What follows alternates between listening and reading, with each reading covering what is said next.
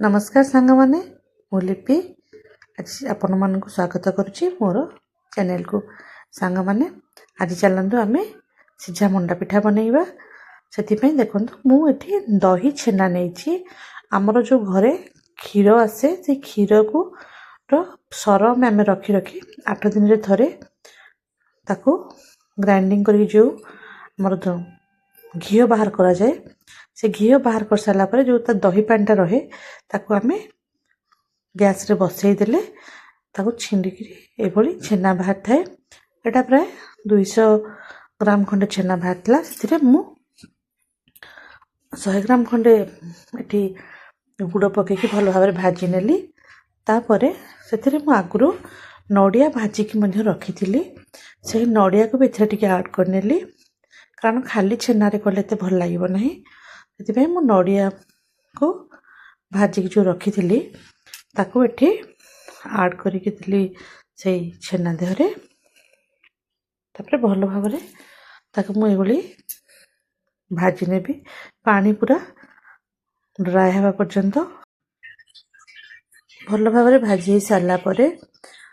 ताको मु देखो हो गलानी ताको मु अलग जगह गोटे काढ़ी नेबी से कड़ाई रे मु 2 ग्लास खंडे पानी दे दीची यही पानी रे लूण आउ कि गोटे चामच तेल मु पकई नेबी देखो सांग माने वर्तमान पानी रे आमे स्वाद अनुसार लूण पकई नेबा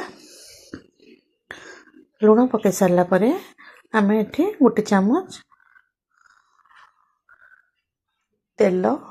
जोटा बिना स्मेल वाला तेल जोटा कि कहती रिफाइन ऑयल हो बा राइस ब्रांड तेल यूज करछि पकईकि भल भाव मिसई नेली आपण चाहिए मत गोटे चामच चावल चूना को एठी ऐड करि परिबे मु एठी आधा किलो चावल घंटे बतुरे की रखी और बतुरे की छाणी की ताको गुंड कर नहीं से चूना गठी मुझे यूज करुँची आपण मैंने चाहिए साधा चावल चूना भी यूज करि परिबे बतुरेबा किसी दरकार नहीं बतुरे करबा द्वारा पिठाटी बेसी सॉफ्ट होता है तापर देखो ये भाव में आपण चावल सब धीरे धीरे करी ऐड करने आउ भल भाव में जमती पानी रे मिसीज से जंतनी घाटी ने देखो ये अल्प 2-3 चामच चूना लगे मु ताको ऐड कर सारा पर आपको घोड़े रखी ने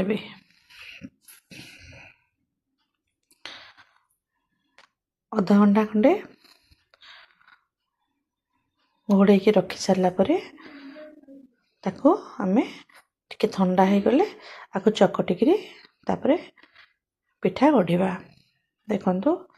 एभली भाव में सब मिसई सारा पर घोड़े अधा घंटा ठंडा हाँपाई छाड़ी नेली एबे चलतु मु सब चकटी सारे एबे आम हाथ में ताको मंडा पिठा छोट छोट करी गढ़ी नेबा मंडा पिठार पुरटी एक्चुअली बहुत भल लगी है आपड़ जिते सफिशिएंट पुर ता भर भर्ती करके देवे पिठाटी से स्वाद लगी था एभली भाव में धीरे धीरे आपण हाथ में पिठा गढ़ी नेबे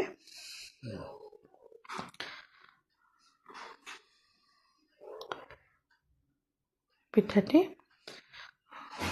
बहुत सहज करने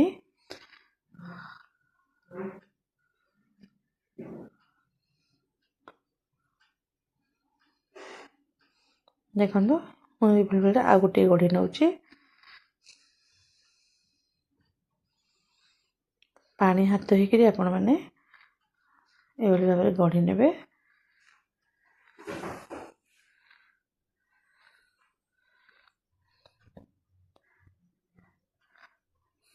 धीरे धीरे एभली भाव में सब पिठा को गढ़ी नेबी आपण मानक यदि मो वीडियो भल लगुव लाइक शेयर करेंगे आ जदि आपण मैंने मो चैनल नुआ ताहले सब्सक्राइब करदेवे सांग माने